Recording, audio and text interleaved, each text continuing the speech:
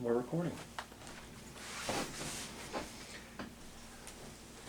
Good morning, I'm Greg Sperling. I'm with the Stratford Veterans Museum, and I'm also with Robert Mastroni from the museum, and we are at the home of Julius Greenberger, at 471 Old Spring Road in Stratford. And we're here to talk to Mr. Greenberger about his life, his military service, and the things he's done in the community since he came home many, many years ago. And I see from your record, just so you know, that you served in the Army Air Corps, and you were inducted on April 15th of 1943. And you were a radio operator for B-47s and B-25s. You left the military service as a corporal. No. Well, I ended up as a corporal. Right, and you left military service as a corporal on February 5th, 1946. Okay. Can you tell us where you were born and what your birth date is? My birthday is January 24th, 1925. You were born where? I lived in Bridgeport then, Okay. but I lived in Stratford just about the same, more in Stratford than Bridgeport. And I've been here since 1954. I bought this house. and where did you go to high school? I went to trade school. You went to trade school. Before trade school, did you go to a public high school? I started out in public high school, but I wasn't doing too well. And my brother was a toolmaker. My older brother, he lived to be 90. He was in the Navy too, but he fell on the Okay. ice, broke his hip, and got pneumonia and died. All right. And after you left school, trade school, what were you doing for work? I never left trade school. I went to the Army from there. Okay. And were you working prior to going to the No. Army? I worked at Jenkins Valve as my first. I was an apprentice, but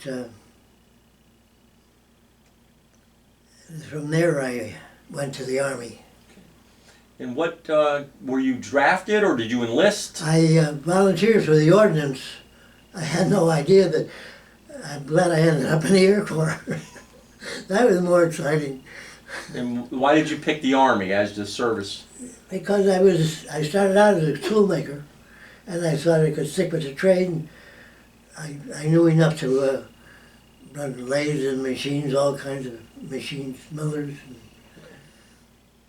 And where did you do your basic training?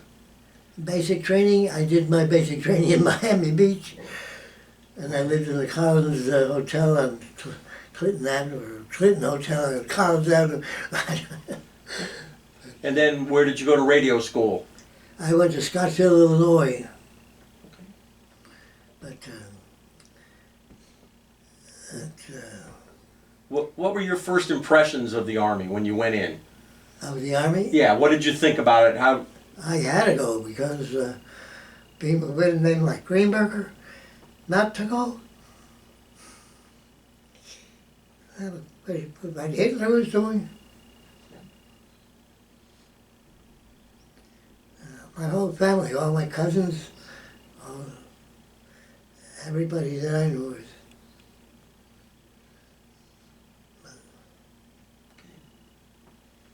And after you finished with your radio school, right? Where were you sent? Oh, I went to another school in Wisconsin, in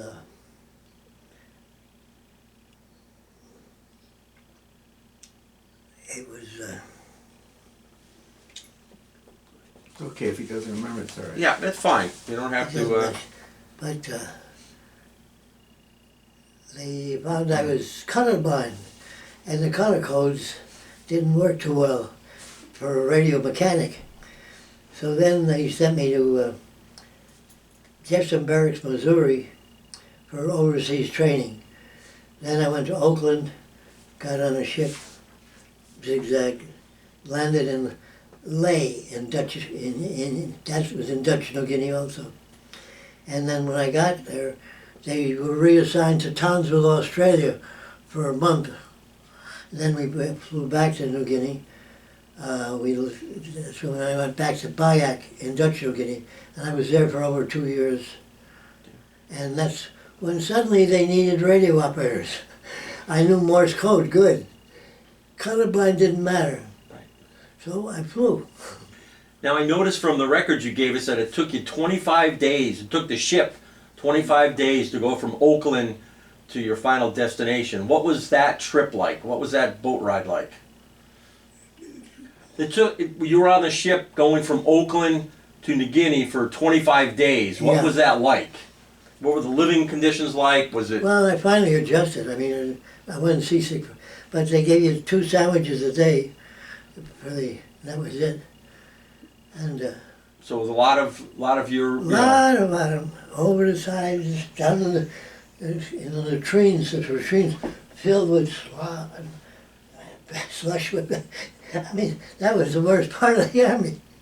Now, what did you do to occupy your time when you were on the ship?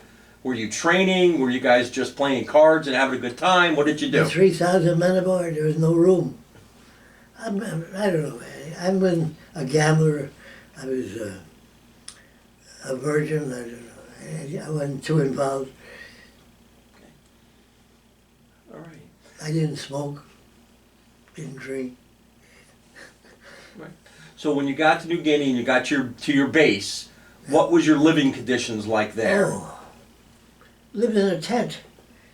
The entire 2 years? The entire 2 years you were there, you were in a tent?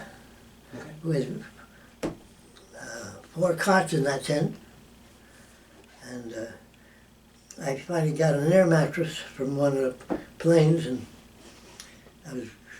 it was comfortable. It was warm. What about food? What did you eat? What did they serve you for? Would you believe?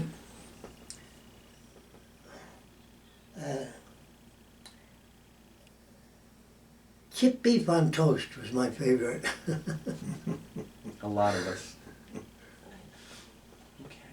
What did you do for recreation when you were at your base? When you weren't flying missions? I'm an artist, sort of. I have a lot more pictures upstairs, but I don't know how many you want to go through. I took LSTs from Bayak to Japan. I had enough points to come home, but the LST trips were good. Whatever the Navy had was better than what we had. The food was better. Okay. But and then I decorated the tent with these Barger girls, and then we had out of crates we built a recreation house where we'd go for. Now you said earlier when we were talking that there was 4 members of the crew, right? There was a pilot, co-pilot, and yourself, and then a crew chief. But we rotated. Okay, I was going to ask if I you never flew. got to know pilots or anything. Okay, so you didn't have like your own crew that you always flew with. You rotated in. Wherever we were needed at a given time. Okay. And when in your missions, obviously you're the radio operator, things like that. Did your aircraft ever come under attack while you were flying your missions? I don't know. We came home with bullet holes in the side, but I was only 10% of the GIs ever did any real fighting. And I never had to fire a gun or anything. Just they took our rifles away when we got there. But in Vietnam, it annoyed the hell out of me when I saw them use a C-47 they loaded them with guns to kill as many people as they could. Seems the only war that we won was World War II. Yeah. Now, when you flew your It was mission, just war. when you flew your missions, was your aircraft the only aircraft, or were there multiple C-47s that flew with you, or was it usually just your plane and that's it? Oh, I didn't. They didn't use my plane for that. That was. No, I mean, That annoyed me that they used the C-47s to kill as many Vietnamese as they could. Right. But when you were at your base and you went to fly a mission, was it just your plane, or were you in a group? Mostly single. Single? And we were flying over water most of the time. And you were delivering supplies and... Yeah, but we had Q signals that we used for destination, expected time of arrival, just 3 letters or a whole sentence.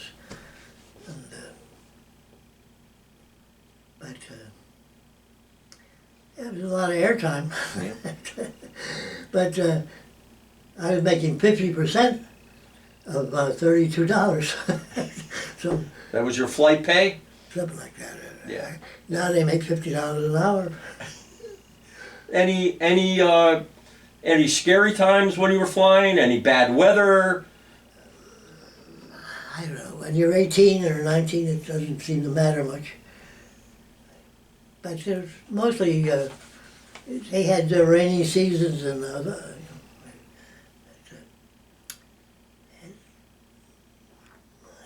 don't know, I just was there to do what I was told, and I did it well. We must have done it well. We beat them. Yeah, that's true. Very true. They had the typhoon seasons over there. That you never got hit with a typhoon. No, but my kid brother did. He was in Halsey's 3rd Fleet. He had his appendix out during a typhoon. Oh my goodness.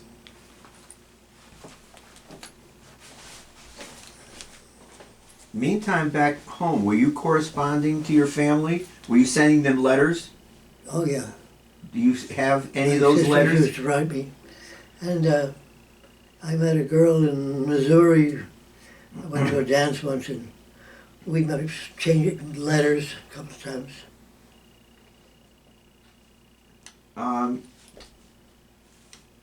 You And I didn't was always shy. say again. You were shy. A shy guy. But, Did you? you know, And you mentioned before. They never let their women out. But Did you end up going to Japan at all? Japan? Did you end up in Japan? I ended up in Japan Yes. Did to you? get a boat to come home. So I No. was there about a month. You were stationed in New Guinea, right? Was it Yeah. New Guinea? Did you ever fly to Japan? No. No, not to Japan. So where were most of your I went most to of your Japan flights? after the war ended. When MacArthur signed. Okay, so when the war ended, how did you find out? When How did you find out the war had ended? Radio, or how did you find out? I guess radio been announced. I was right about her. So the war, Right. so the war ended in August. September of 45, Yeah, but you were still I didn't there. get You to- didn't get out till until February 40 46. Well, when did you come back to the States? At what point? Well, I got out and I was already back in Connecticut in 46. You got back here. But then I traveled by train across the country. Oh, I see. I landed in Vancouver, Washington. But I came back by ship, but Okay. that trip wasn't as bad for some reason. Well, I noticed from the records it only took 14 days to get home. That's probably because they were going in a direct path and not zigzagging to avoid the enemy. So it was Yeah. 25 days to get there and 14 to get home, according to the papers that you have here. Now they fly over. One, Yes. I mean, even then they flew all the planes that got over there by ship. Now, when you came into Washington by ship, how did you get back to the East Coast? I trained. Train all the way from Washington back. And I see that you were separated at Fort Devens in Massachusetts. You were up there for a little while That's before where I they got- separated you. Inducted her. Yeah. When you got home, your family greeted you. Yeah. Who was it? You had siblings, your brothers? Were they back from the service? I don't know. So who greeted you when you came home? Who- My family. Your family. Mother, father, sisters. Now you had, was it one or two? My brother Harry was in stationed in New Jersey. He was an excellent tool and die maker. He worked for Moore Tool and Die, one of the best machine manufacturers. Well, anyhow, they put him on a torpedo testing range in New Jersey as a machinist. And he came home every weekend to his wife and daughter. But, so I guess he was there too. He must have been on a weekend. He never went overseas. But my brother Bill was 17 when he went in. And he had a good friend, John Foley, too. They went in together.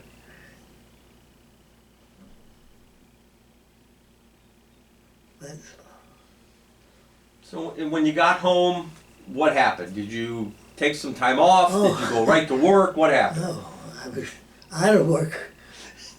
And then I was 21 then. And I collected unemployment for a couple of weeks, a couple of months, I don't know. And then I went to school on a GI Bill to an art school, the Whitney School of Art in New Haven. And but I was always good. I have these pictures upstairs, more of they call them day recreation hall, and I did a lot of pictures, pin-up girls. You painted them? Well, I didn't paint them. I Sketched them? they were pretty big. I had one in the front of my tent. Then I decorated the hall that we used for recreation and such. What was your, what is, how do you feel about your service and what you did? How do you feel about that? I'm glad I did it. Like I say, I loved what I was doing in the Army. I liked flying. I used to sit in the pilot seat, the co-pilot seat, and we'd rotate the crew. Did you ever think of staying in the Army when they were, getting time to discharge you? Did you ever want to stay in the Army? No, No? but I had a cousin, Bernie, and he was flying on B-29s. He was a bombardier, and he stayed in the Army. He was a procurement officer at AVCO for engines, for tanks, and he died when he was 94, just a couple of years ago. But he made a career out of the Army, Now, and he became a colonel, you and a corporal. you've got involved with a hobby with flying, creating, designing, building airplanes. But How did that come about? And my model flying? yes, Oh, you haven't seen anything yet. and you have a lot of awards here. I see a lot of plaques and so forth. These are all for your model flying, correct? These are all for what you did with airplanes, the model airplanes. Oh, model airplanes was different, but I was a good instructor too. I taught a lot of kids how to fly. Samples.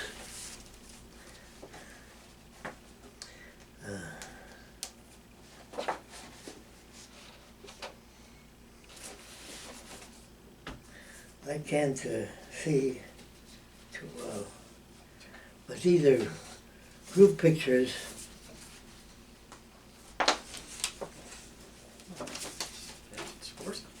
I belong to Yeah. Chapter Good one. 44, which was a giant air squadron.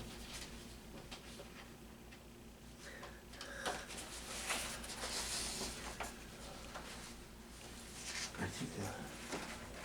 We both, yeah. After art school, okay, then you went to work.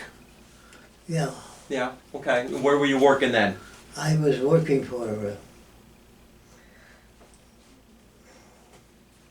Hardware Specialties in Bridgeport. In, That's in the list. and- Well, anyhow, I went back to work for Jenkins Valve. okay. I was making 75 cents an hour when I left. I got 75 cents an hour when I came back. So then I worked for Hardware Specialty at $1.25 an hour. And then I kept going at that. And then I got a job at Ashcroft in Bridgeport. And I stayed there for 37 years. And I became a lead man in a tool room and ran a jig borer. I worked at 1/10 of a thousand. And then And when did you meet your wife? How did you meet your wife? she lives in Brooklyn. And I met her once, and then I didn't see her for another year. And then I met her again, and it just clicked. And we had 3 kids. And my daughter's a clinical psychologist. She lives on Windsor Avenue. And my other daughter's an artist. She lives in Mexico. She's 72 now.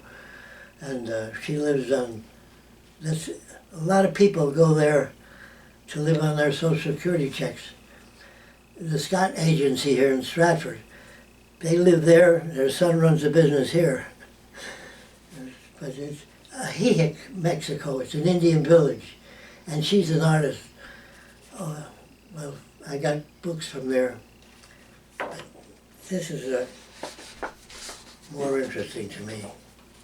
And when we were talking before we started our interview, you had basically said that your wife and her family Yes. were in Berlin. They owned a store in Berlin, Yeah. and they were able to get out of Germany in And 1939. her 2 brothers served their country here. So you were saying they were able to get to France, and then they came to relatives here in Connecticut. Yes. And